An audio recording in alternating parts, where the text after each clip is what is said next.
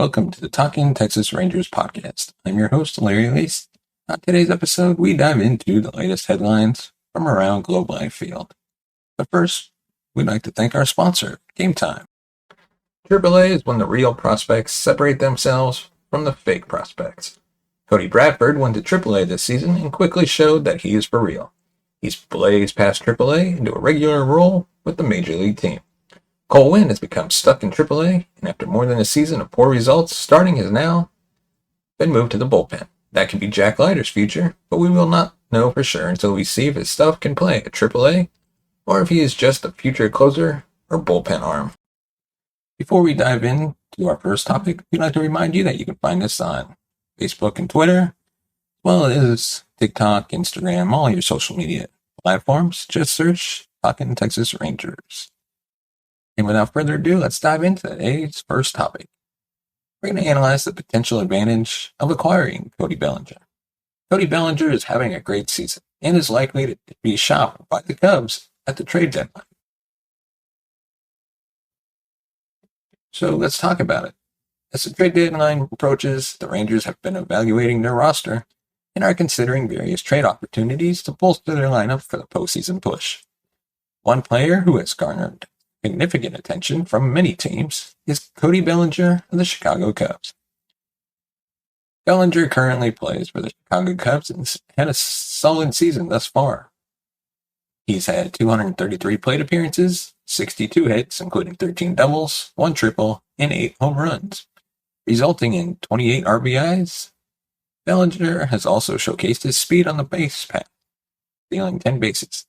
His batting average is .298 with an on-base percentage of .352, slugging percentage of .486, resulting in an OPS of .838. Additionally, his adjusted OPS is an impressive .126, while his weighted runs created plus sits at .121. Digging deeper into Bellinger's performance, his advanced batting statistics provide further insights. His batting average on balls in play is .373. Indicating a high success rate when putting the ball in play. Bellinger's weighted on-base average is .331, suggesting he generates many scoring opportunities.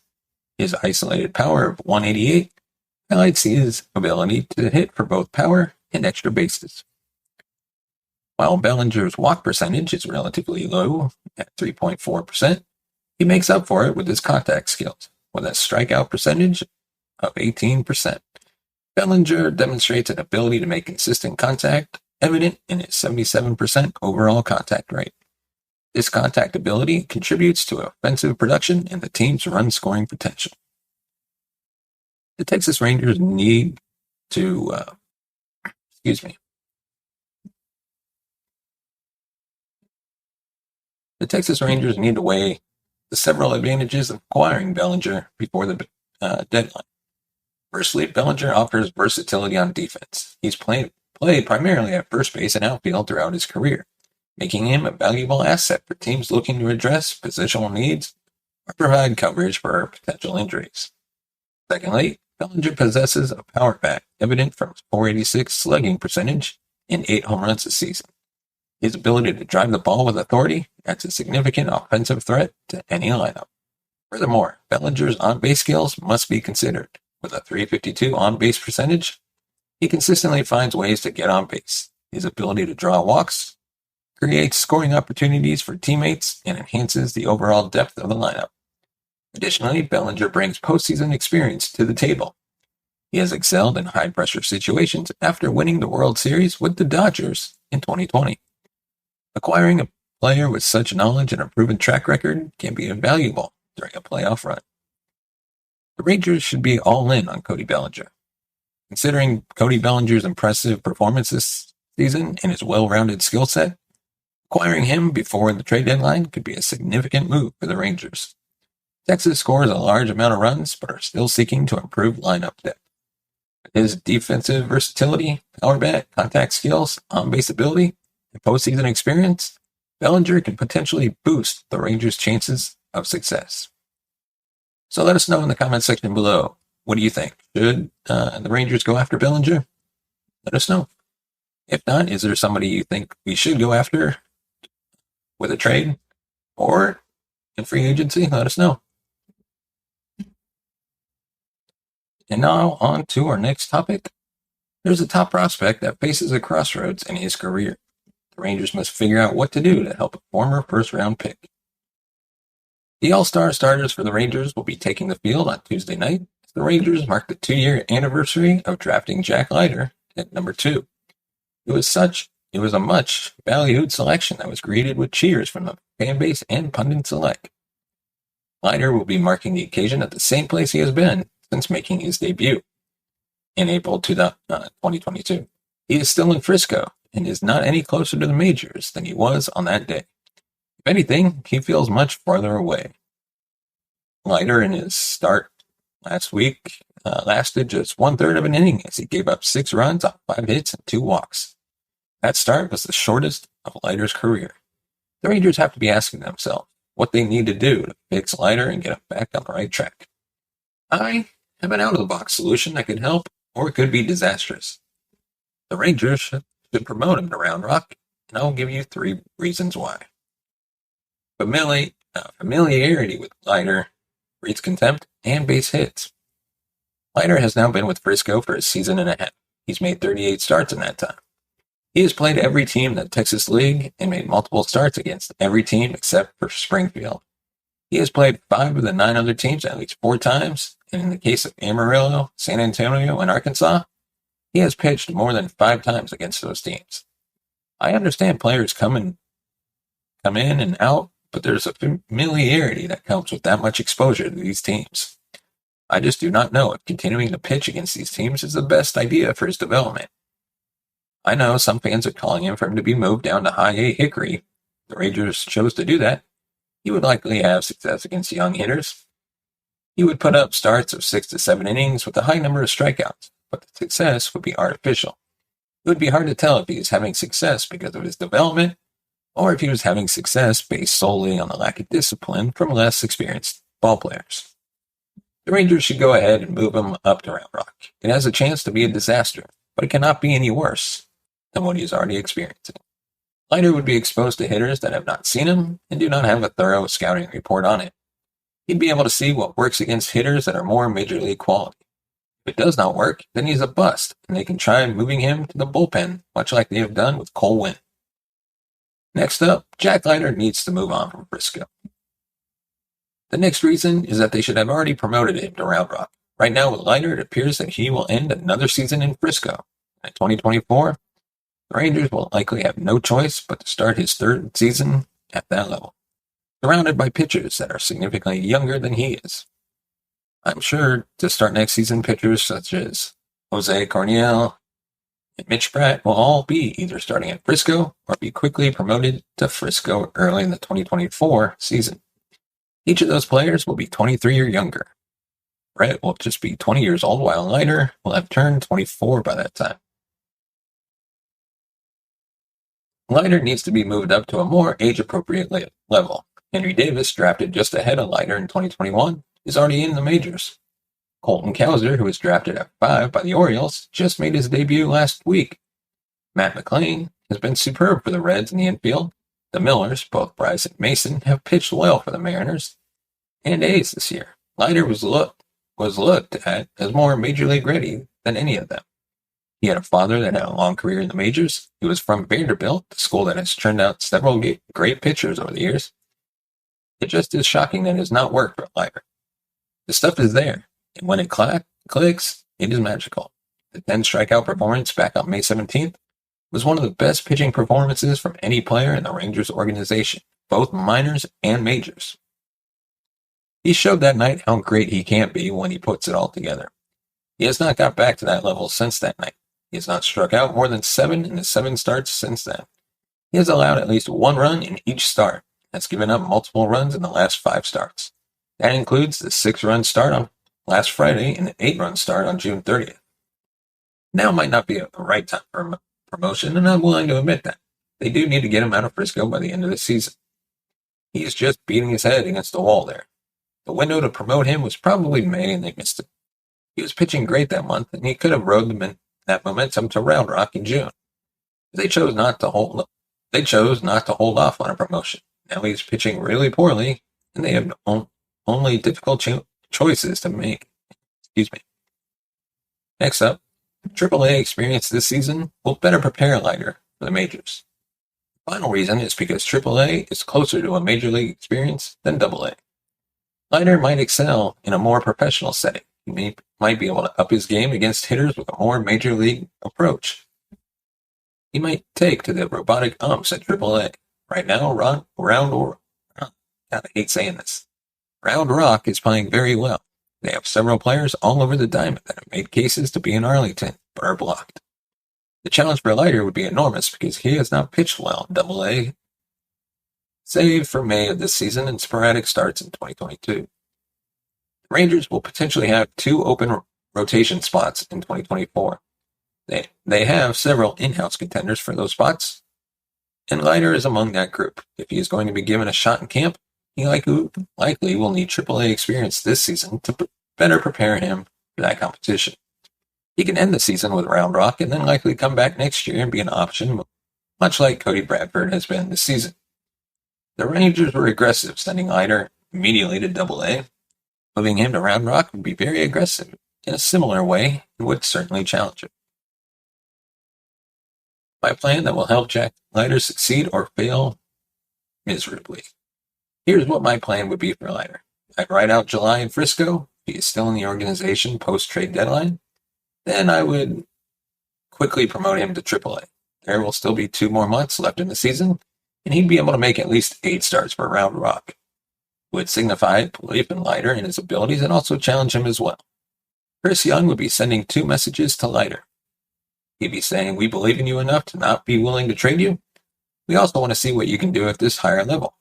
Leiter can show what he has against more developed hitters, and if he has a future as a major league starting pitcher. AAA is when the real prospects separate themselves from the fake prospects. Cody Bradford went to AAA this season and quickly showed that he is for real. He's blazed past AAA into a regular role with the major league team.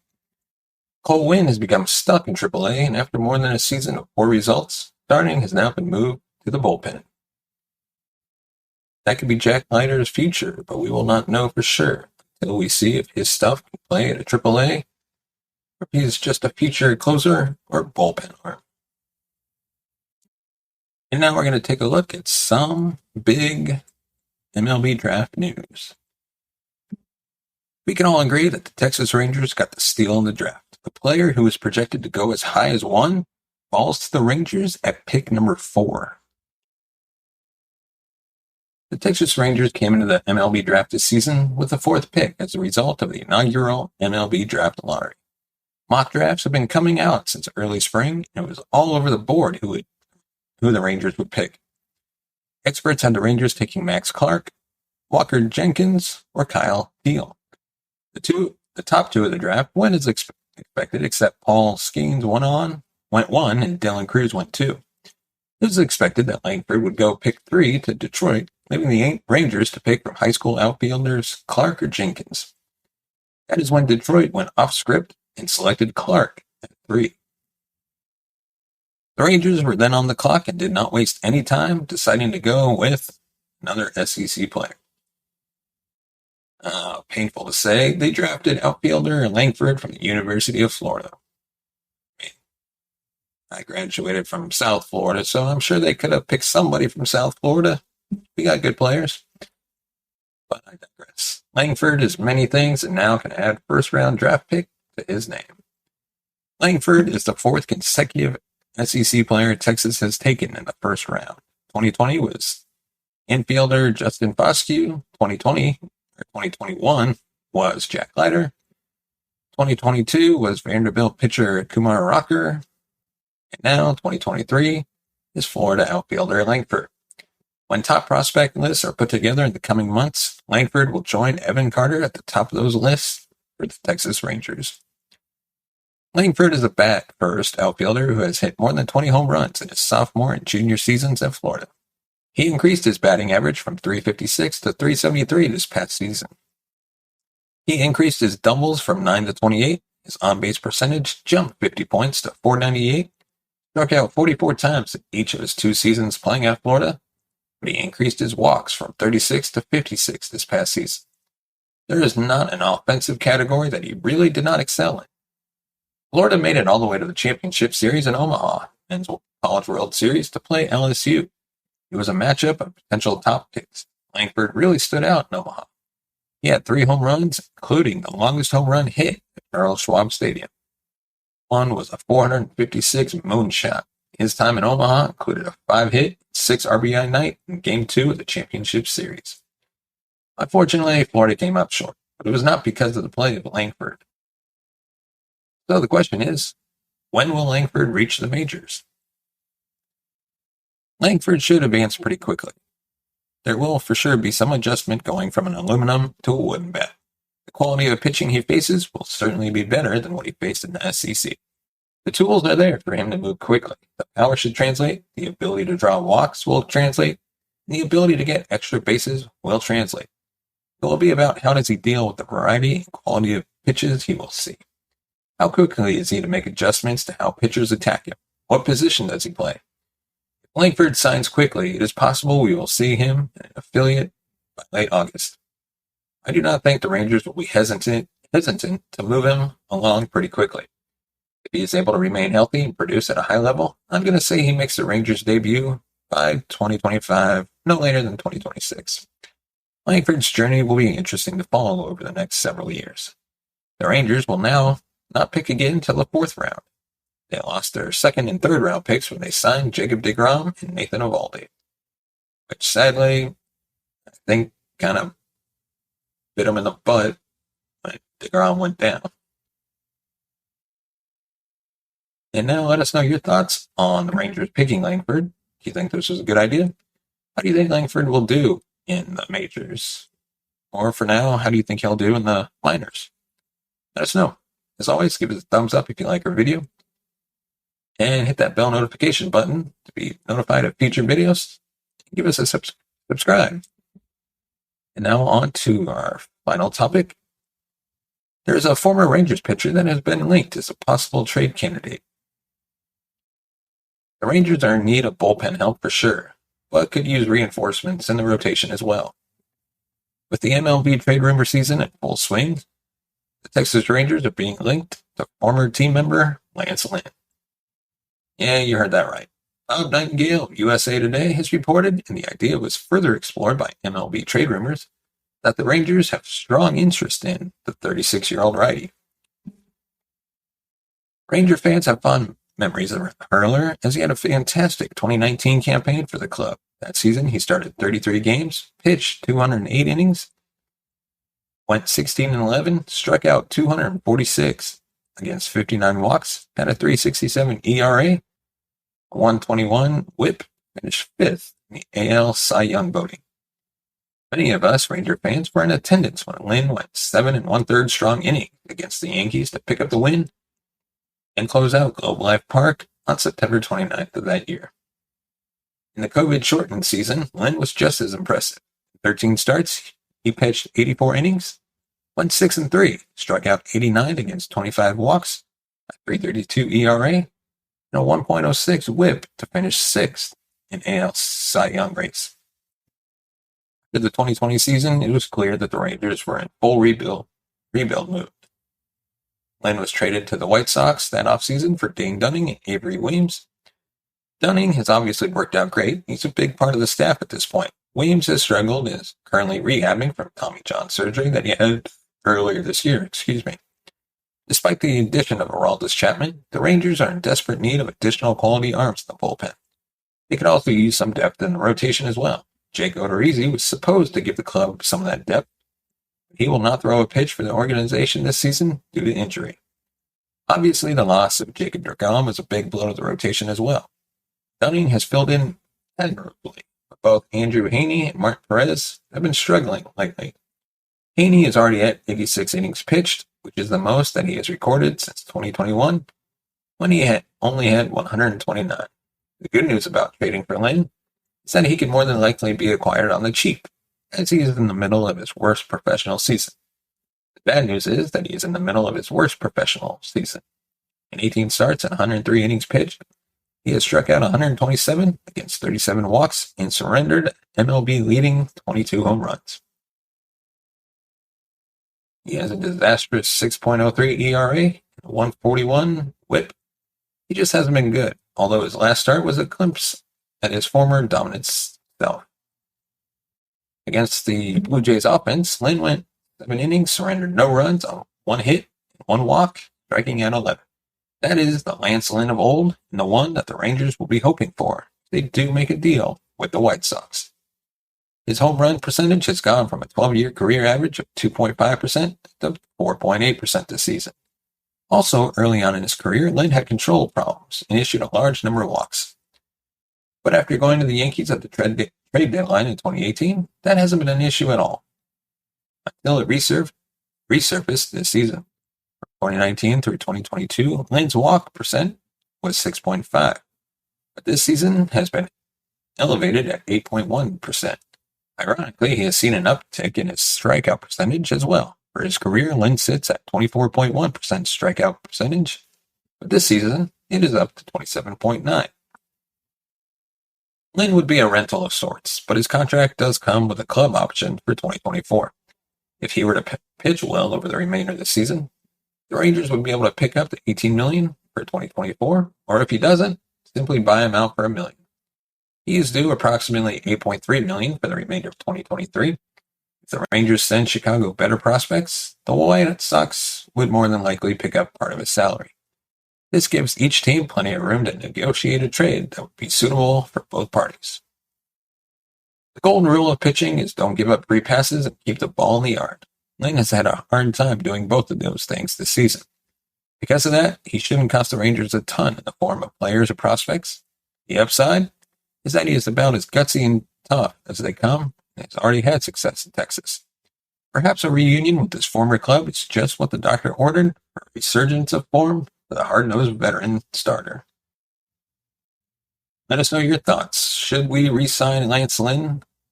Or trade for him, I should say. And of course, if you want to support the channel, you can go ahead and buy us a coffee at buymeacoffee.com/TTRangers. Your support helps the channel grow. Upgrade our equipment, bring in new hosts, be able to pay them, create even more content, and hopefully take this show on the road. As always, thank you so much for watching and listening. We will see you next time.